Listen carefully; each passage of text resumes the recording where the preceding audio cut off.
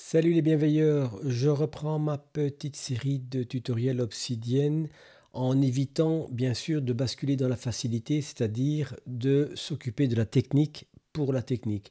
Ici, ce qu'on va aborder aujourd'hui me paraît une question intéressante et je dois avouer que je n'ai pas vraiment la réponse définitive et je compte sur vous pour m'aider à résoudre ce petit dilemme.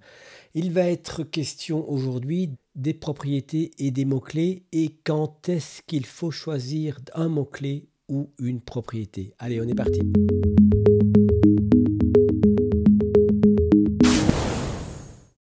Alors voilà, on a donc un dilemme. On doit choisir pour mettre les informations relatives à nos notes sous forme soit de propriétés, soit de mots-clés. Les mots-clés en anglais, c'est tags si vous utilisez la version anglaise. Je vais essayer de travailler avec mots-clés et avec les propriétés. Alors, qu'est-ce qui va se passer? J'ai fait ici une petite base très rapide qui va vous permettre de consulter et de voir de quoi je parle.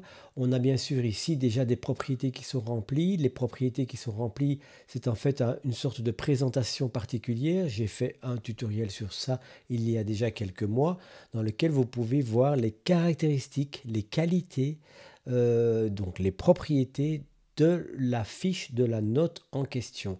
Alors c'est assez bien présenté parce que vous avez ici une syntaxe qui permet de voir d'une part ici c'est un chiffre, ici c'est un texte et je peux ajouter une autre propriété si je veux.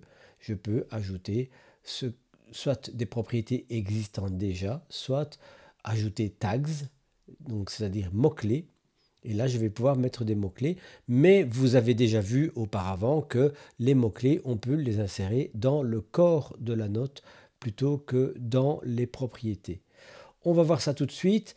La question maintenant, c'est que ces propriétés qui n'existaient pas, en tout cas sous cette forme au début d'Obsidian, si je passe en mode source, vous voyez qu'en fait, il y a une syntaxe assez particulière qui s'appelle la syntaxe YAML et qui est celle que je dois utiliser pour définir ce qu'on appelait une front matter, c'est-à-dire cette zone au début du fichier qui commence par 3 tirets, qui termine par 3 tirets et où je peux ajouter un certain nombre de propriétés en respectant une syntaxe. Par exemple ici, vous voyez que ça peut constituer une liste d'éléments. Ici, il y a un seul élément, c'est un texte et là, c'est un nombre.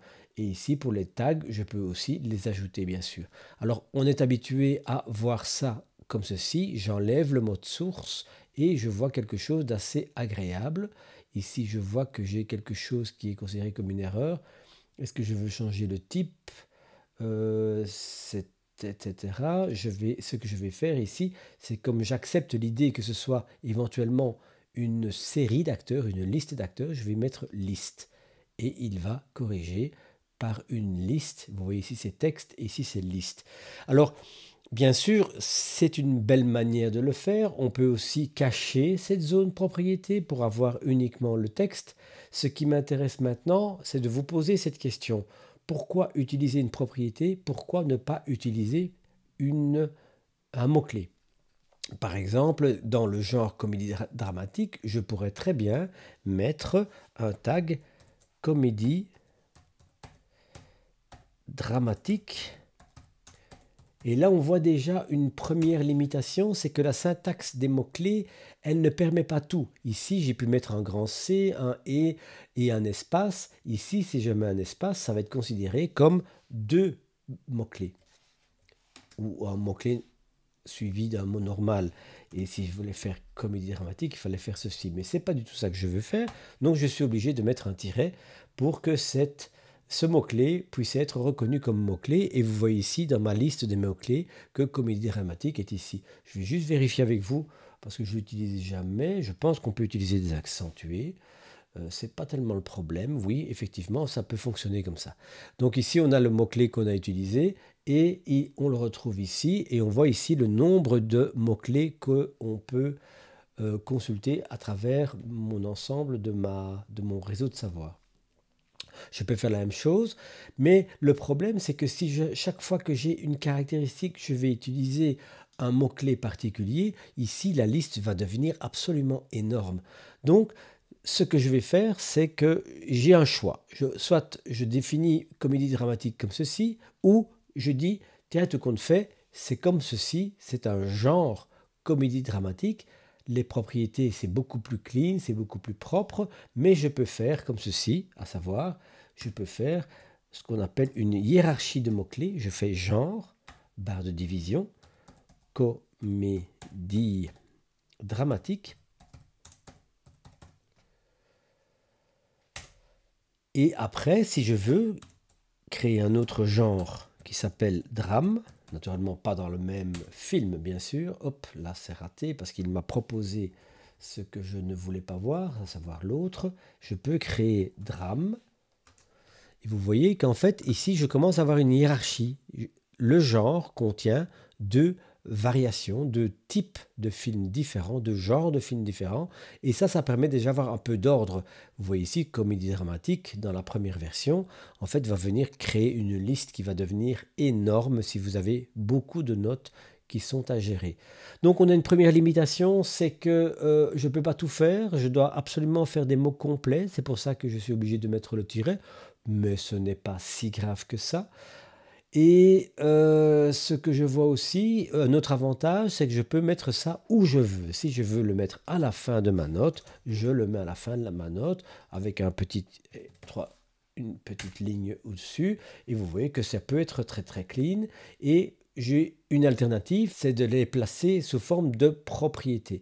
Alors, vous voyez déjà ici le choix, soit je fais une hiérarchie en utilisant comme premier paramètre le nom que j'utilisais pour la propriété, et à ce moment-là, véritablement, c'est à peu près égal, la manière de travailler comme ceci ou comme cela.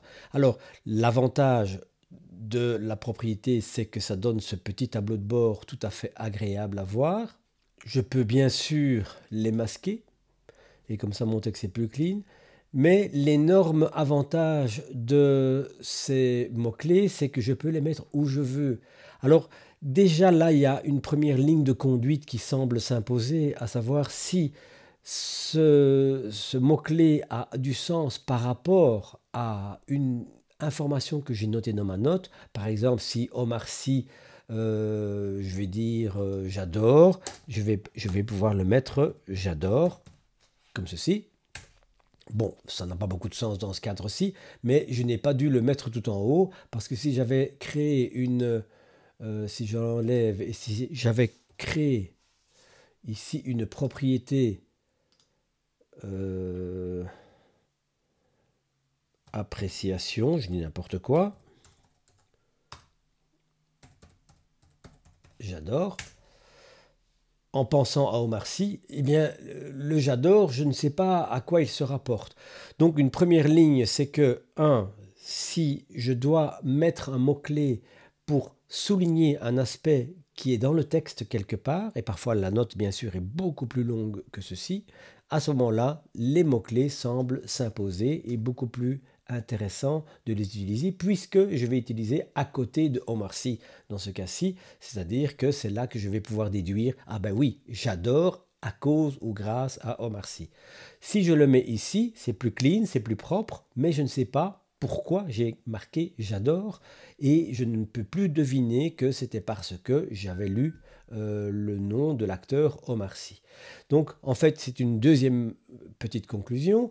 Si l'information, la propriété concerne la fiche dans son ensemble, c'est plus intéressant probablement de les mettre dans les propriétés. Mais je pourrais très très bien aussi les mettre toutes rassemblées à la fin ou au début de ma note.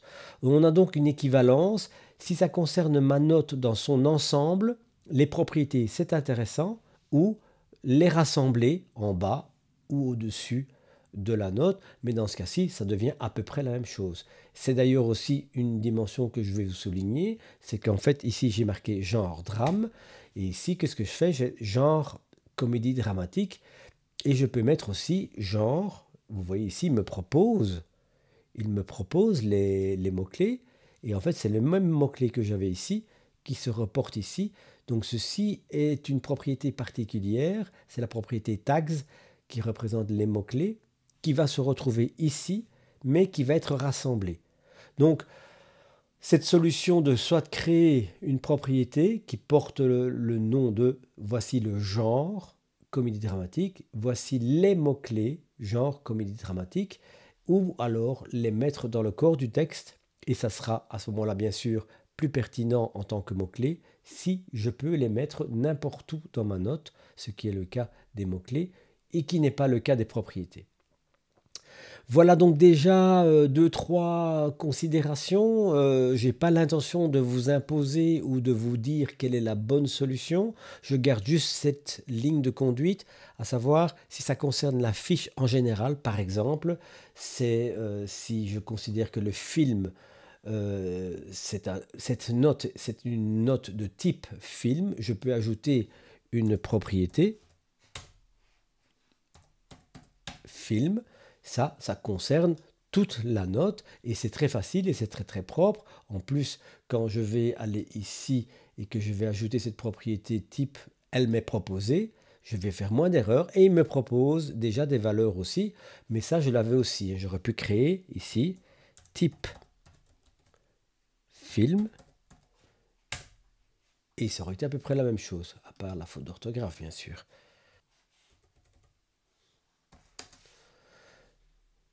Donc ici c'est corrigé, c'est bien, je peux l'enlever et je peux le mettre de la même façon, je peux le marquer ici dans les tags, type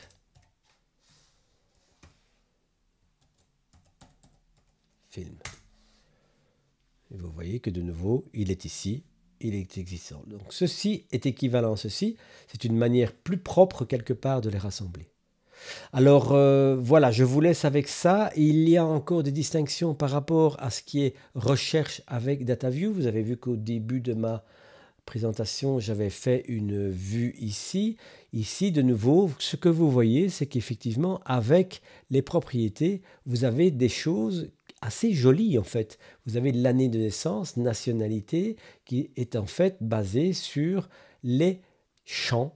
Les propriétés deviennent à ce moment-là des champs comme une base de données et ça c'est particulièrement agréable puisque je peux créer ce fameux tableau où je vois que les rubriques ont des noms et je peux utiliser. Si je devais faire la même chose avec des mots-clés, ce serait beaucoup plus compliqué, ce serait beaucoup moins agréable et moins présentable. Donc c'est encore un aspect supplémentaire en faveur des propriétés, c'est que ça nous permettra de faire des recherches avec DataView qui seront pas mal intéressantes, mais je vais faire une vidéo spéciale sur comment fait-on des queries avec DataView en utilisant les propriétés. Ça sera pour la prochaine fois. N'oubliez pas de vous abonner, de faire un petit like et surtout, mettez-moi en commentaire comment vous utilisez les mots-clés, comment vous utilisez les propriétés, quand est-ce que vous choisissez l'un ou quand est-ce que vous choisissez l'autre. Ça va? Allez, à bientôt. Ciao!